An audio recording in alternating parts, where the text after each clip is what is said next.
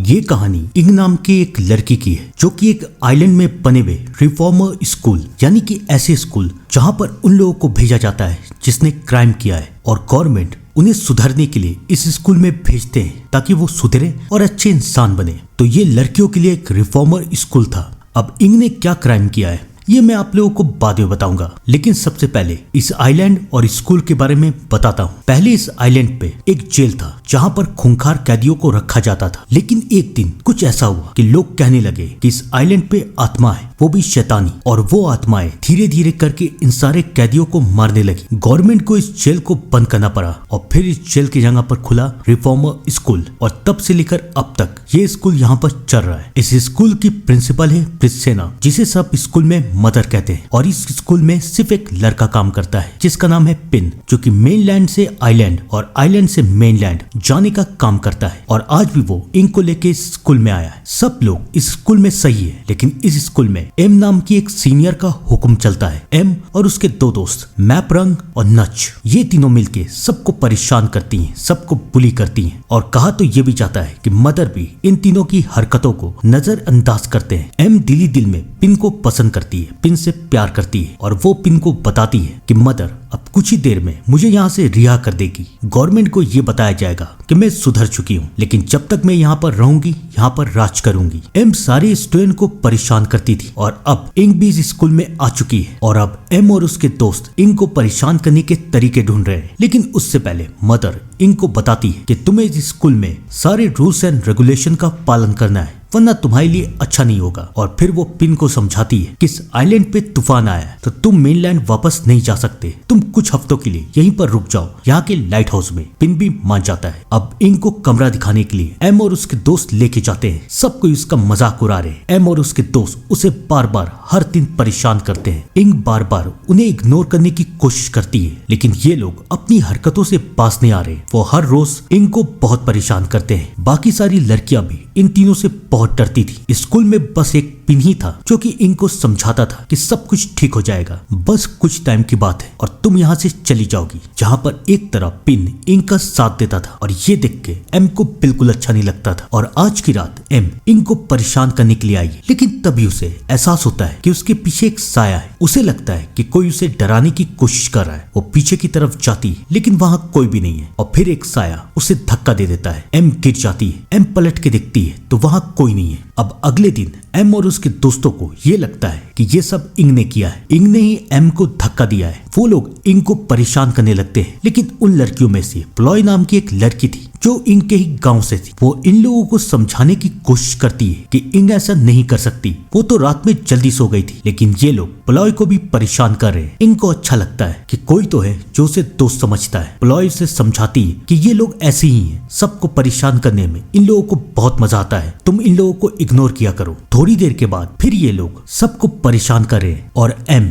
इंग के बाल काट देती है। इंग बहुत रो रही है, लेकिन एम को इससे क्या परवाह। रात में सब कुछ सो जाते हैं और एम अपने बालों में कंघी कर रही है। तभी एम को किसी की आवाज आती है, और एम के सामने एक डाइन, आपने बिल्कुल सही सुना, एक डाइन आती है जो कि एम के बाल नोच देती है। एम चिल्लाने लगती है, सब कोई उठ जाते हैं, लेकिन वो डाइन अब वहाँ पर है नहीं। एम को समझ में नहीं आ रहा कि ये क्या हुआ उसके साथ। उसे अब भी शक इंग के ऊपर है, लेकिन इंग ये सब कर कैसे रही है। अब इसका जवाब कोई दे सकता है तो वो है प्लॉय। वो लोग प्लॉय के पास जाते हैं, उसे धमकाते हैं कि बताओ इंग ये सब कैसे कर रही है। तब प्लॉय उन लोगों को बताती है कि हम लोग जिस गांव से आए, इस गांव में ये माना जाता है कि जब भी कोई बच्चा पैदा होता है तो उस बच्चे पे उस गांव की एक आत्मा, एक डाइन का हक होता है, और अगर उस डाइन का हक इस बच्चे से हटाना हो तो हमें एक रस्म करनी पड़ती है, और तब उस डाइन का हक उस बच्चे से हट जाएगा। लेकिन अगर किसी बच्चे के साथ ये रस्म हुई नहीं है तो वो डाइन उस बच्चे के साथ जिंदगी भर रहती है, और अगर कोई भी उस बच्चे और उस डाइन के बीच में आता है तो वो डाइन उन लोगों को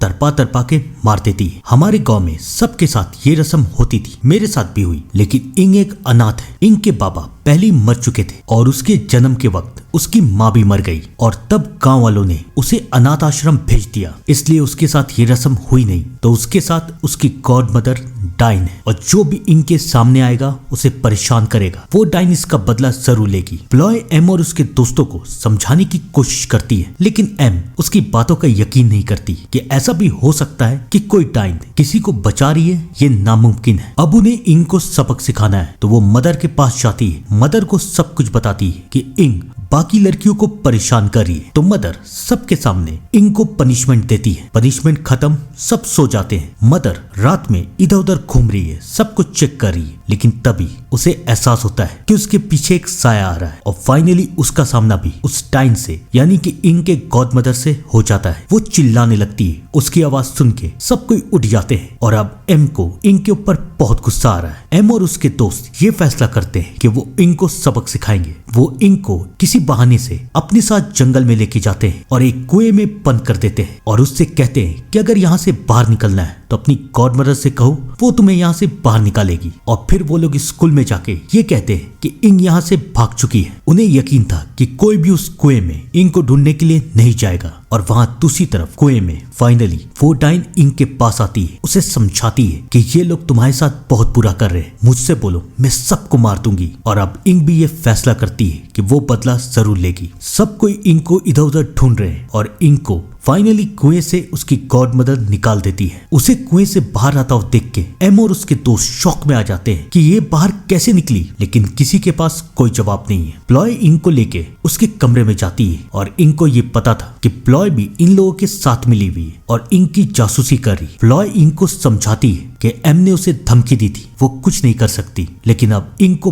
बहुत गुस्सा आ रहा है और अब वो सब चीज चुन चुन के बदला लेगी। अगले दिन फिर से स्कूल में हंगामा मचता है। एम पूछती है क्या हुआ, तो उसे पता चलता है कि उसके दोनों दोस्त मैप्रन और नच दोनों के दोनों गायब है। काफी ढूंढने के बाद वो लोग नहीं मिलते और फिर उन लोगों की लाश जंगल में मिलती है। अपने दोस्तों की ऐसी हालत देख के एम को बहुत गुस्सा आ रहा है और फाइनली अब एम के सामने इंग आती है और कहती है कि ये तो बस शुरुआत है, तुम भी मरोगी, मेरी गॉड मदर किसी को नहीं छोड़ेगी। एम को बहुत गुस्सा आ रहा है, लेकिन वो बेचारी करेगी भी क्या। धीरे धीरे ये खबर पूरे स्कूल में फैल जाती है और ये खबर मदर के पास भी आ जाती है। मदर ने भी उस डाइन को देखा था और अब वो ये फैसला करती है कि इंग यहाँ पर एक दिन भी नहीं रुकेगी। वो पिन को कहती है कि इंग को आज रात लेके यहाँ से चले जाओ, लेकिन जाने से पहले वो ये जानना चाहती है कि आखिर इंग ने ऐसा किया क्या था जिसकी वजह से उसे यहाँ भेजा गया है। जहाँ पर एक तरफ मदर ये जानने की कोशिश कर रही थी, वहीं दूसरी तरफ एम और बाकी लड़कियां भी ये जानना चाहते थे कि आखिर इंग ने किया क्या है। और फिर सबको पता चलता है कि इंग जो अनाथ आश्रम में रहती थी वहां पर भी कुछ लोग थे जो कि उसे परेशान करते थे। और फिर एक दिन सबकी लाशें मिली और सब ने ये सोचा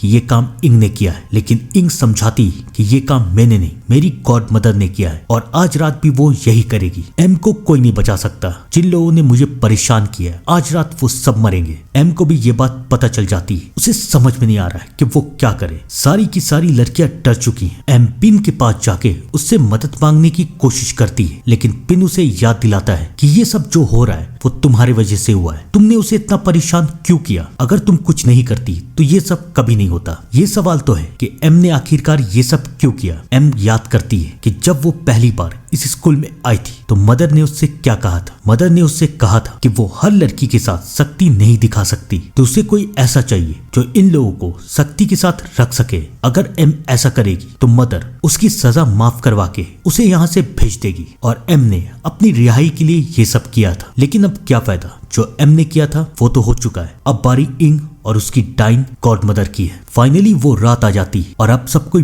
बहुत डर रहे हैं। वो डाइन अब सबके सामने आती है। सबसे पहले वो सबको डराने की कोशिश कर रही है। इंग को पता है कि सबके सब मरेंगे, लेकिन वो पिन को मारना नहीं चाहती थी। वो भी दिली दिल में पिन से प्यार करने लगी थी। वो पिन के पास सच्चाई बताने के लिए जाती है और ये सच देख के पिन भी डर जाता है। एम ने जो किया था वो गलत था, लेकिन इसके लिए उसकी जान तो नहीं जानी चाहिए। वो इंग को लाइट हाउस में बंद करके वापस स्कूल पहुंचता है। सब कोई डर चुके चुके हैं, लेकिन पिन सबको समझाता है कि उसने इंग को लाइट हाउस में बंद कर दिया है। बेचारा पिन जानता कहाँ था कि जब तक इंग के साथ उसकी गॉड मदर है तब तक उसे कोई बंद नहीं कर सकता। इंग वहां आ जाती है और अब वो एम को मारना चाहती है। वो सारी लड़कियों को समझाती है कि कोई भी बीच में नहीं आएगा, लेकिन सब कोई इंग को समझाने की कोशिश कर रही है कि वो जो कर रही है वो गलत है। अब इंग को बहुत गुस्सा आता है। वो कहती है सब मरेंगे और फाइनली सबके सामने वो डायन आती है। सब कोई चिल्ला के इधर उधर भागने लगते हैं, लेकिन अब भागने से होगा क्या। इंग का सबसे पहला शिकार बनती है मदर,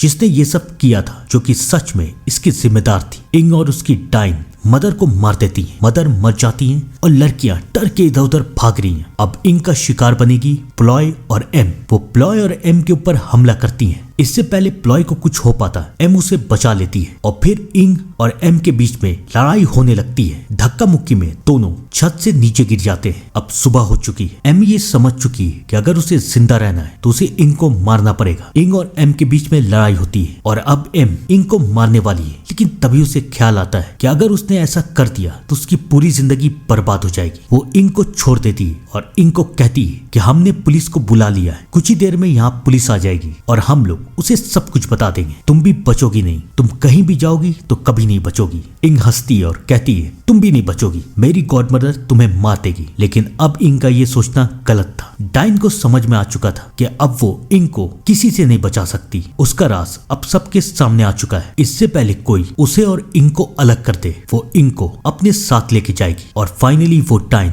इंग को अपने साथ लेके चली जाती है। थोड़ी देर के बाद वहाँ पर पुलिस आती है। पुलिस को मदर की लाश मिलती है। पुलिस सबसे पूछती है कि ये सब किसने किया। और अब आएगा इस कहानी का ट्विस्ट, क्योंकि प्लॉय और बाकी लड़कियां पुलिस को ये बताती है कि ये सब एम ने किया है। एम को समझ में नहीं आता कि प्लॉय ये सब क्यों कर रही है और तब प्लॉय एम को सब कुछ बताती है कि तुम्हें क्या लग रहा था, तुमने और तुम्हारे दोस्तों ने जो कुछ किया उसके बाद तुम लोग बच जाओगे? नहीं, मैंने ही इंग को बहकाया था। मैं ये समझ गई थी कि इंग के साथ रसम नहीं हुई और इंग के साथ उसकी डाइन गॉड मदर है, तो मैंने ही इंग को बहकाया और तुम्हें सीढ़ियों से धक्का मैंने दिया था। मुझे पता था कि तुम इसका गुस्सा इंग पे जरूर निकालोगी। एक तरफ मैं तुम लोगों का साथ देती और दूसरी तरफ मैं इंग को भी बहकाती। इंग के दिमाग में मैंने ये बात डाली कि एम को मार दो, जब तक ये जिंदा रहेगी हम में से कोई खुश नहीं रह सकता। और देखो इंग ने सबको मार दिया और अब पुलिस तुम्हें यहाँ से लेके जाएगी। इन लड़कियों पे और इस स्कूल पे अब मैं राज करूंगी और मैंने इन सबको समझा दिया है कि अगर किसी ने भी अपना मुंह खोला तो ये स्कूल बंद हो जाएगा और हम लोगों को यहाँ से जाना पड़ेगा। और अब लड़कियां